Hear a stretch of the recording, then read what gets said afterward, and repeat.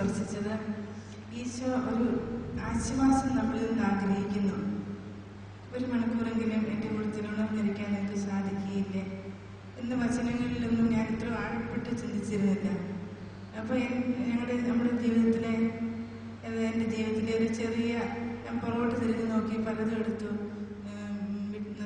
നഷ്ടപ്പെടുത്തി കളഞ്ഞ കുഞ്ഞു കുഞ്ഞു അനുഭവങ്ങളൊക്കെ, വേദനിക്കുന്ന അനുഭവങ്ങൾ, എല്ലാ അനുഭവങ്ങളും ആശ്വാസത്തിനുള്ള നിമിഷങ്ങളാക്കി എടുക്കുവാനായിട്ട് സാധിച്ചത്.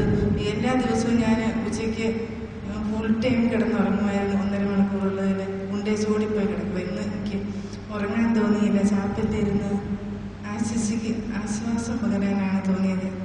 അതുപോലെ തന്നെ ഇന്നലെ മൃഗർ അവിടെ അൽത്താരയെ നിർത്തി പ്രാർത്ഥിപ്പിച്ചു.